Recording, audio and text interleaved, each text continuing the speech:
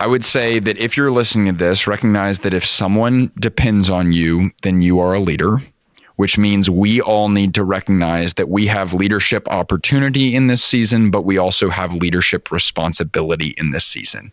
And if you truly believe that you do hold that opportunity and responsibility, then you need to own it, and you need to recognize that everything rises and falls on leadership. So take care of yourself first. Make sure that you are operating from a source of stability and strength and security and confidence, and then go out and focus on using that strength to serve others. That's the biggest lesson that I'm learning right now, is that strength is for service. And right now, people are desperately searching for vision and strength. And so we should use the strength that we have to serve and lead other people. What's up, everyone? I'm Chris Ronzio, founder and CEO of Trainual, and this is Process Makes Perfect. As always, we're talking with experts in process creation, automation, and delegation, basically the people that know how to make business easier. You just heard Alex Judd, and this episode is all about the process of becoming a better leader, which I think we could all appreciate.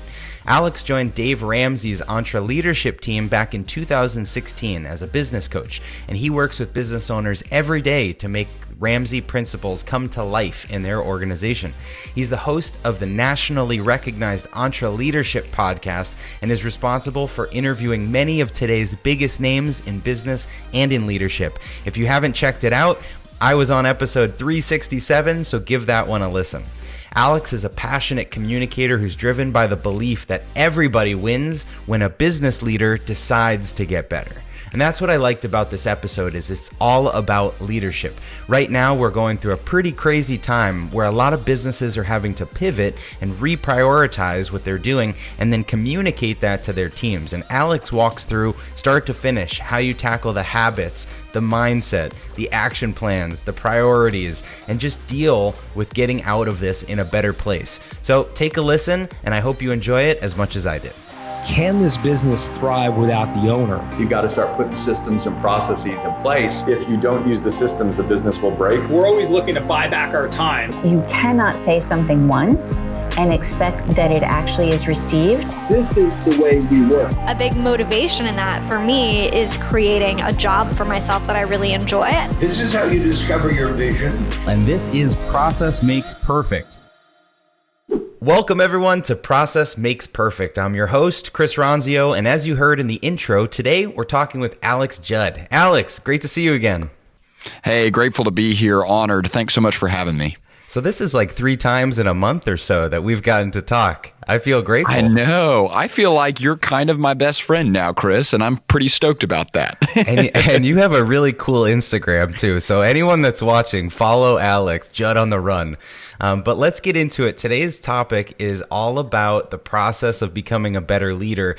We're going through some pretty turbulent times right now, so I can't think of any better topic to talk about. That's right. I think maybe more important now than ever, and it seems like this is a season where leaders are really revealing themselves. And also people are looking for and asking for and demanding real leadership. So I think that it's a topic that resonates with every part of the org chart, and every person that's out there right now is that topic of leadership, Chris.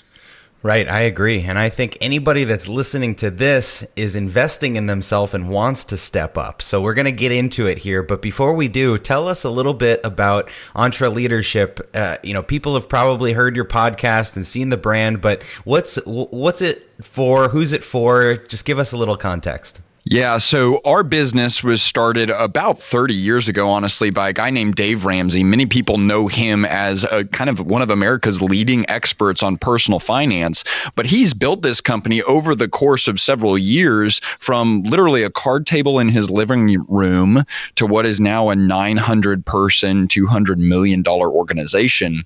And in the process of building this company, he started to recognize really early on, okay, I need to start equipping people to think and act and lead the way that I do. So he started thinking like, okay, maybe I need to start teaching leadership.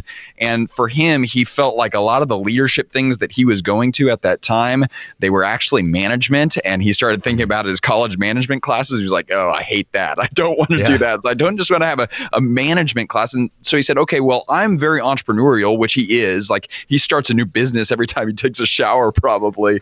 And he said, maybe I want an organization that has a bunch of entrepreneurial people. And then he realized, well, that kind of actually sounds like a nightmare, right? Because you've got people running around doing different things every time they get on the treadmill or get in their truck.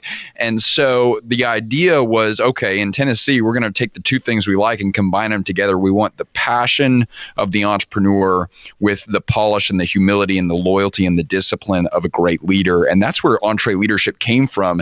And it was really internally for our business that he started teaching this material, and then we started to get demand from the outside. And that's what we do now. And we really say that our primary effort and our primary focus in the marketplace today is we exist to help the small business owner win.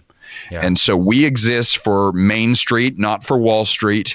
We believe that small business is the backbone of the American economy. We believe that it is the backbone of our nation. And so those people that lead 200 to 200 team members, we are such fans of those people. We're rooting for those people. We're fighting for those people. And so that's who we exist to serve as the small business owner.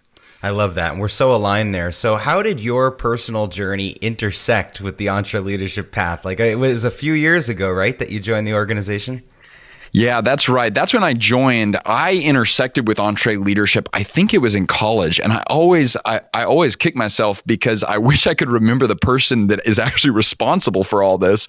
Lots of people would probably blame that person now. But in college, someone recommended to me that I have to start listening to the EntreLeadership podcast. And leadership has always been something that I've been fascinated by. It's always been an area that I've aspired to grow in and to improve on. And I think it's something that we all should aspire to grow in and improve on.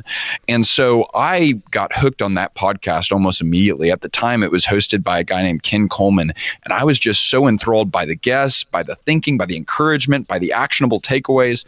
And I started listening to that podcast every single Monday on my run. And it became a habit for me. It became a routine for me. And then out of college, I started working with a leadership development not-for-profit in Austin. And I just started leveraging the content like I was a consumer of that content that was honestly relying on it and putting it into practice. And I remember, it's crazy, I was on a run. And I remember the street corner I was at. I was running in Houston, Texas. And I remember the street corner I was at when I was listening to the podcast. And I thought to myself, that would be a cool place to work one day. And then what I always tell people is 14 interviews later, here we are. That's amazing. So it's almost like you were the kid playing sports that then grew up and played for the hometown team. Yes, which is outrageous. Like the fact that I get to do that and the fact that I get to do stuff like this and talk to people like you and the people we talk to on the podcast, it's kind of like I kind of don't want to tell them this, but it's like I would volunteer. Like I would pay to do what I get to do. So the fact that I get paid to do this is just, it's kind of stupid, Chris. Yeah, that's amazing. Okay. So what does it mean to have a coach? You know, in your role as a coach, how frequently are you working with business owners? What's the cadence? What's the cycle of check-ins? What is that relationship like? Yeah, within our program, it's called All Access. The way we organize coaching is we have executive coaching, which is one-on-one coaching, but then we also do masterminds, which is becoming more really familiar in the marketplace right now. And so what we believe is that every business owner, to reach their potential and to reach their untapped abilities, needs a few things in their life. They need accountability, number one. So you need someone that will kick you in the tail, but will also support you. And more than anything, just ask you the question, did you do what you said you were going to do? We all need that person. I need that person. And business owners too, if you're not careful, you're the lid of your organization. Who's holding you accountable? And if the answer is no one, we all need accountability to consistently move forward over an extended period of time. So number one is accountability. Number two is perspective. And what we see is that the best perspectives are oftentimes brought by people that have the context on where you're coming from. So it's not like, oh, I'm going through this crisis now, so let me explain the last 10 years of business to you and Right. catch you up. It's like, no, I have that context because I've been meeting with you every single month for 90 minutes a month. And now we're just able to say, hey, remember how you dealt with this last time, or remember your tendencies, or remember where your personality goes to. So perspective to look at things from different angles and see our blind spots. And then number 3 is action. What are you going to do out of what you've learned, right? I know this is something that you talk about a lot, is like there's a difference between insight and action. And we only learn through action. We don't actually learn through insight. So constantly saying, okay, it's great that you're reading all these books. Great that you're listening to all these podcasts. We love that. We're all about personal growth junkies here. But what are you doing? Right. So if you were my coach and I called you in an absolute panic with what's happening in the market right now, there's got to be a sequence of questions or a track that you're taking people through. So I'm curious, what would you say to me if I just called you and said, man, I'm struggling. I don't know if I can make payroll. How do you deal with a leader that's in panic mode? I'd say, Chris, why are you struggling? Why are you panicking right now?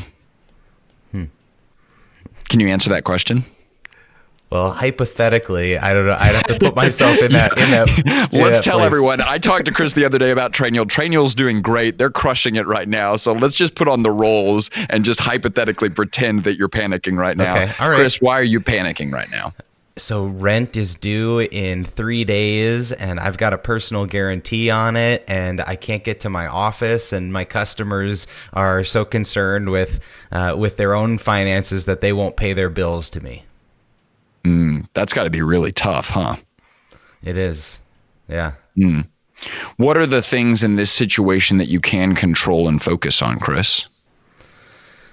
Well, I've got my family's healthy. That's important. So I can be grateful there. I can look at the happy customers we do have, the people that are paying their bills, maybe get some referrals going. But really, I don't know. I'm at a loss right now. Well, I think number one, so you highlighted a couple things there. You can control your mindset and you made a decision that I'm going to be grateful. But then number 2, you said, okay, well, maybe there's some things that I can focus on that are working that I can double down on. So what are some examples of some other things that are working that we can now amplify? So I guess all that to say, Chris, our goal, number 1, is we have to take panic out of the situation. Thankfully, what I've seen, and I don't know if you've seen this as well, most of the business owners that I've connected with in this season, even if they are in a really tough spot, and I've talked to a handful of business owners in the past 7 days specifically that are in a really, really tough spot, like you said, are worried about making payroll. I'm super grateful that a lot of the ones that I'm talking to right now are not panicking because they know that panic isn't going to solve problems. And so they are solution focused, but at the same time, they are dealing with uncertainty. And so what I've learned in the process of coaching is that one of the things that you have to do, and Chris Voss talks about a lot about this in his book, Never Split the Difference, if you've ever read that book. I just finished that book. Yeah, great book. Man, that guy, he is unbelievable. But he talks about, and you know this, he talks about emotional labeling and how when you just choose to label the emotion, I can label the emotion for you, but when you choose to label the emotion as, oh man, I feel scared, or I feel anxious, or I feel angry, or I feel frustrated, you actually loosen the grip of that emotion on your mind. And when we start to rationally process the decisions and the situation that we're in instead of emotionally process it, we become way more effective as leaders. So that's, I mean, there's a whole process that you could walk people through in coaching, but I would say the first thing that we have to do is make sure that we're removing, we need to acknowledge emotion, but emotion doesn't get to drive your decisions. And so we're going to walk through a conversation that will enable someone to own their emotions and then move forward anyway. Does that make sense? Yeah. So by recognizing the emotion and labeling some of those things, you take away the uncertainty. It's almost like you're putting it on paper for them to evaluate as an outsider, instead of internalizing it.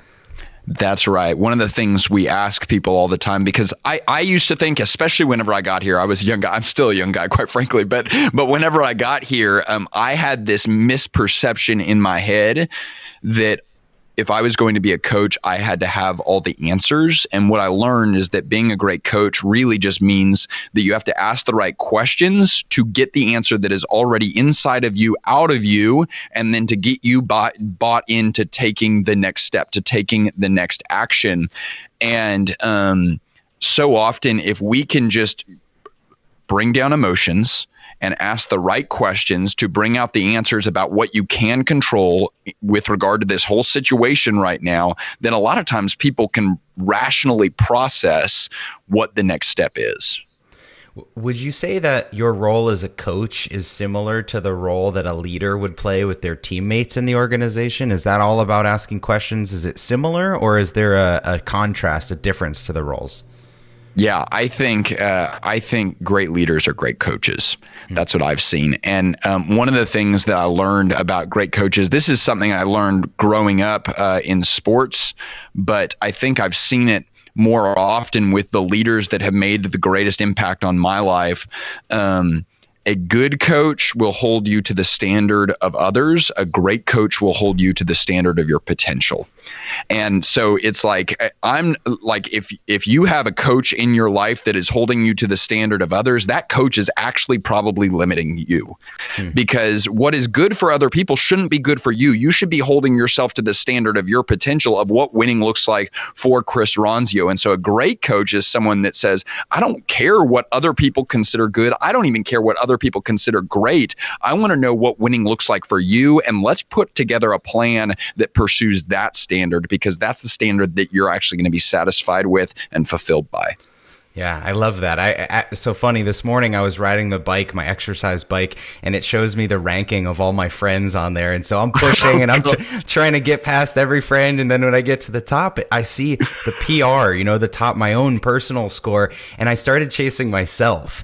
And I was able to beat the PR this morning, and that was so much more fulfilling than trying to beat the friend who's in a totally different state than I am, So you beat Chris Ronzio of 2 days ago or whatever. Right, that's a big deal. That's huge. So what are some things that business owners can do to build this positive mindset, to create habits so that they're strengthening their mindset? Are there things you recommend? That's a great question. I think it's different for every person, but I'm a big believer in the idea that the things we do daily create the people we become permanently. And so I think there's a lot of stuff on Instagram, quite frankly, but there's also a lot of stuff written and a lot of YouTube videos about mindset shifts, and that the shift can happen in a moment, and one moment can change your life. And I understand the line of thinking there, but honestly, what I've seen is that transformation occurs in my life from the things that I do every single day. And it's not this grand deposit that suddenly makes me mentally wealthy. It's making little deposits every single day. When I sit down with my notebook and I journal, when I sit down and read, I always tell people I don't read books anymore. I read pages, because if I say I'm going to read a book a month, then we're going to get to the 30th of the month. I'm going to say, holy crud, I need to read a book right now, right? If I read 10 pages every single day, well, then I become the type of person that reads every single day. So I'm going to make sure I have a constant flow, a constant intake of 10 pages a day that's getting into my soul and getting into my spirit. I'm going to make sure that I'm having genuine, authentic conversations with other people where I'm looking them in the eye, or I'm looking them in the webcam in this season that we're in right now, and making sure that I'm positioning myself to ask great questions to grow. So, those are a couple things. I would say journaling. I would say prayer or meditation to make sure you are centering yourself. No one needs a leader in this season right now that is not centered. You have to be centered. And you gotta be in silence if you're going to do that. I would say reading and making sure you're monitoring your intakes is another one. And then I would say making sure you're pursuing real, authentic connection. I think all of those, if you can establish a rhythm or a habit of doing those things regularly, a cadence of doing them regularly, then you're going to look up a year from now and you're going to say, I'm the type of leader that I want to be. Yeah. That's the type of person that I want to be. That's so strong. I want to reiterate this because what you said there about building habits and doing these things, even if you don't want to do them, you don't wake up every day on fire, ready to tackle the world. But I've seen in myself that when I wake up and I'm just not motivated or something, doing those little habits flips the switch of getting me back into the production mode. And so I think that that's an amazing recommendation that you made. Let's turn or pivot into action. And with everything going on right now, people are maybe with their teams, they're coming up with ideas, they're trying to figure out what they should work on. So is there anything you recommend in terms of prioritizing all the possibilities in front of us? Well, I think you at TrainYule have been a great example of this, just based on how y'all have pivoted and adapted just in the past 14 days with the whole coronavirus situation. I heard Mike Hyatt the other day. He challenged leaders to ask themselves the question, what is the thing in my business that has just been made exponentially more important to other people because of what's going on right now? And for restaurants, it's their delivery service or their pickup service, right? For you, it's probably everything related to remote work and policies for the virus and things like that. And y'all rolled out a bunch of that. For us, it's remote training and digital training and making sure that we're still executing on how could we adapt our events to do an online version of that or things like that. But what is the thing that is exponentially more important now than it was before all of this started? And how do we amplify those things? I heard someone talk once about it was a leadership consultant that had worked with leadership teams in the ministry context, in the athletic context, and they were business context, and had worked with great teams and great leaders all around the country, all around the world. And he said that every team that he's ever worked with always ask the same question when something goes wrong. They ask the question, why, right? And certainly I think we can all relate to that. When we make a mistake, when we hit a failure, when we hit a pitfall, we ask the question, why? He said that there was one specific team and one specific leader that was ruthlessly intentional about doing just the opposite. And here's what's crazy. It was Nick Saban and the University of Alabama, which I don't know where you stand on the college football spectrum, but I either just really tick some people off or some people love me now. I'm a Texas fan, so I don't really worry about the SEC too much, but you can't deny what they've done. And here's what this guy said about Nick Saban and the University of Alabama. He said, they are ruthlessly intentional about asking the question why when there are things that are going right. And right now, it can be really easy to look at all the things that are going wrong and ask the question why. But great leaders right now are looking at the things that are going well, even if there's just a little uptick in some area of your business or some department or some process or some product.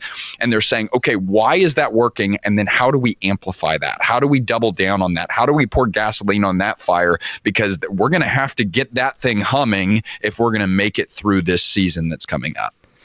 So for everyone that's listening, think about your business and think about what is going well. What can you amplify? What is your delivery service if you're a restaurant? What is the thing that you can 10x right now? Focus on that. I think that's a great recommendation. So if you had a crystal ball, Alex, where is business going from here? What is the future? Is it doom and gloom, or is there a bright spot coming out of this?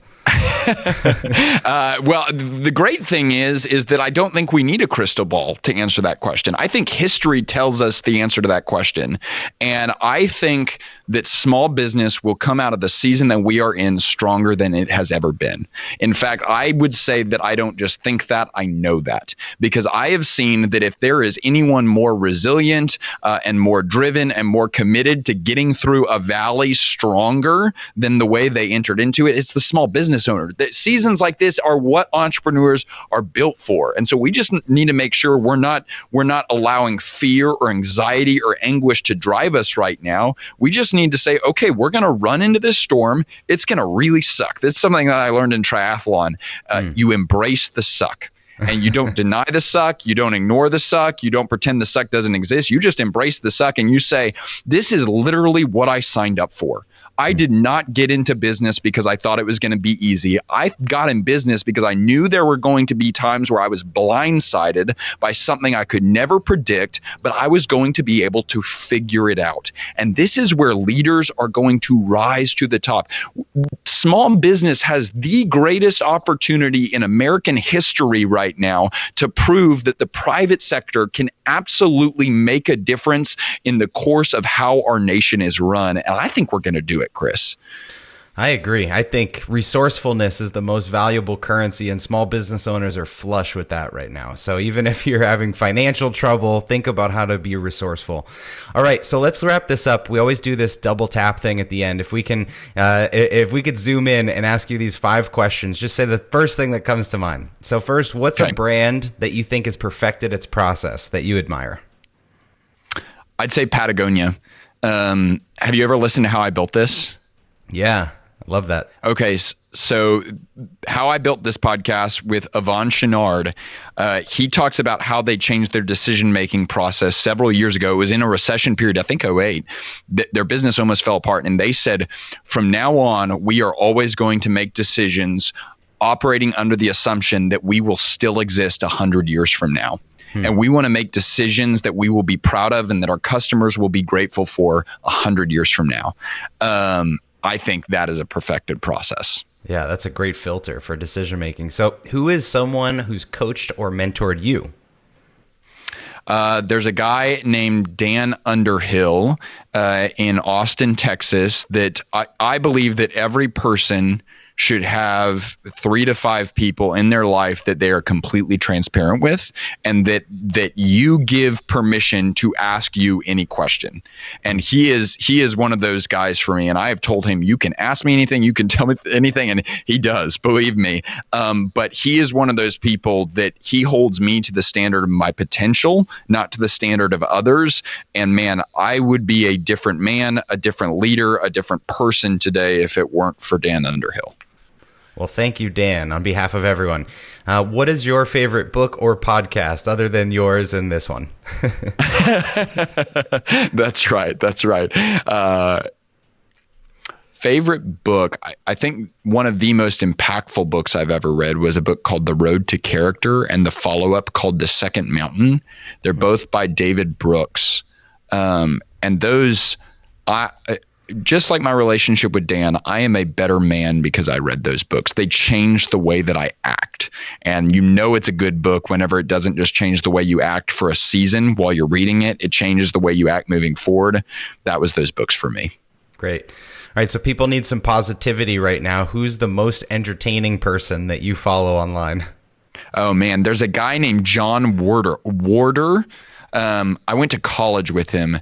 He is a goofball, a freaking goofball. And I haven't talked to him. I mean, I haven't talked to him in years since we graduated college, but the guy puts out some of the best videos. He's crushing the TikTok game while I'm still trying to figure out what TikTok actually is. But and you said the word entertaining. He is so entertaining, Chris. So John Warder.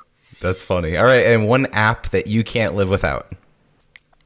Oh man, the YouVersion Bible app, and whether you're a believer or not, they operate that app like a business. Although it's associated with a nonprofit, it's associated with a church. The functionality and the intuitive design of that app is unbelievable, and the downloads are just insane. So I just am so grateful to have a source of truth that's so accessible, but also to have modern day design brought into that source of truth. Oh, it's just awesome. I love that. All right, well, we'll link all of those up in the show notes. If you were to summarize, is there one lesson that you want to leave people with after having listened to this? I would say that if you're listening to this, recognize that if someone depends on you, then you are a leader, which means we all need to recognize that we have leadership opportunity in this season, but we also have leadership responsibility in this season. And if you truly believe that you do hold that opportunity and responsibility, then you need to own it, and you need to recognize that everything rises and falls on leadership. So take care of yourself first. Make sure that you are operating from a source of stability and strength and security and confidence, and then go out and focus on using that strength to serve others. That's the biggest lesson that I'm learning right now, is that strength is for service. And right now, people are desperately searching for vision and strength. And so we should use the strength that we have to serve and lead other people. Amazing. Well, I can't summarize it any better myself. So thank you for your leadership and your service to everyone listening. And I really appreciate your time, Alex. Chris, I'm grateful for you. Thanks so much. Hey, thanks for listening to Process Makes Perfect. If you're watching on YouTube, we do have an audio version available everywhere you listen to your podcast, so be sure to check that out. If you liked what you heard, please leave a review and be sure to subscribe to the channel here. And we'd love if you would tell a few friends or family or anyone you think that could benefit from this. You can find me on social media anywhere at Chris Ronzio, or the company Trainual, that's Train UAL, like a training manual, at Trainual, anywhere you want to follow us. Thanks for watching. We'll see you next time.